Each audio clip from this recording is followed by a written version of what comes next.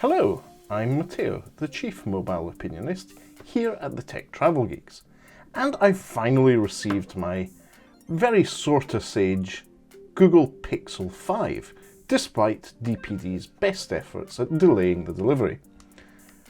As you'll probably have seen if you subscribe to the Tech Travel Geeks YouTube channel, Lukasz did our unboxing and setup videos for the Google Pixel 5. He purchased one as well. And those are great videos, so check those out if you want to know what the unboxing and setup experience is like for the Google Pixel 5. Now, one of the things I did before purchasing the Google Pixel 5, or better, before it arrived, was order a case on Amazon. I do like having cases on my phone, as I feel a bit naked if I have a phone without a case. So in this case, I purchased a Cresee Google Pixel 5 case from Amazon for less than £10. We'll drop the link in the description, but essentially it is a bumper case with a transparent back.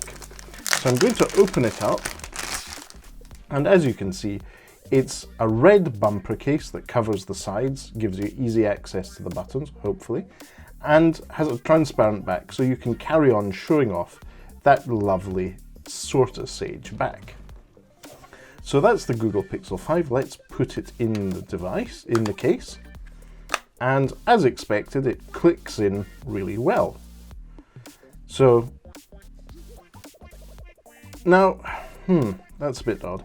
So the fingerprint scanner is off center. It's not centered. That's not a good sign. Let's try turning the screen on and off. No problems there. You can unlock the device quite easily. Let's try that again. Yes. So it does work, but for those of you who are worried about the actual looks and maybe some of the practicalities, that fingerprint scanner is definitely off-center in the middle of the back compared to the rest of the case. Now, apart from that, the fit seems to be good. I will unlock now and we'll try and change some volume settings. So volume up works, no problem. Volume down works. So that's the 3 buttons on the Google Pixel 5, which work great. But as I said, that fingerprint scanner is really bad first impression. Apart from that, you can see the camera module with those 2 cameras is well lifted off a surface. So if you put your phone down, face down, you're unlikely to have that camera module scratched. You see there's a bit of depth there. The cutouts for the speakers and USB Type-C ports are there, they work. And you can see there's no parts of the case that actually cover any of the screen. So the Google Pixel 5 has some uniform, almost bezel-less sides to it, and the case does not cover any of those. And it does give you a bit of lift on the case itself. So there we go. Try putting that down. Yep, it works. So overall, apart from that glaringly annoying fingerprint scanner, which is off-center but doesn't really stop you using the device, this is a good case. It seems to work. It seems to do the job it's intended to. It gives it a bit more thickness, which in some ways may be a good thing, because in my opinion, the Google Pixel 5 without a case on is scarily thin. It is a really slim device and it feels slim in the hand.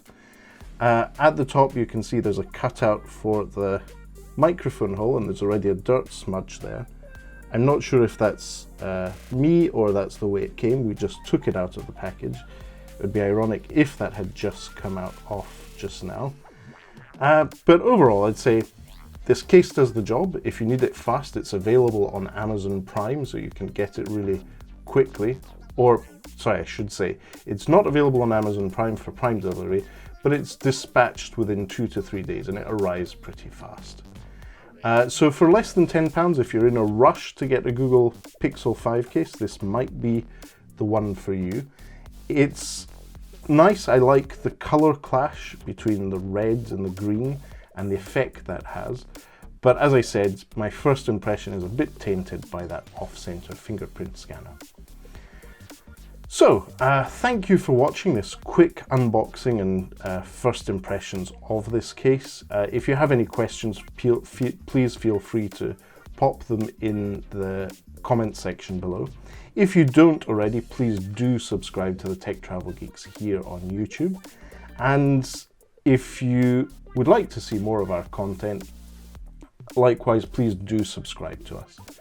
But for now, thanks for watching and goodbye.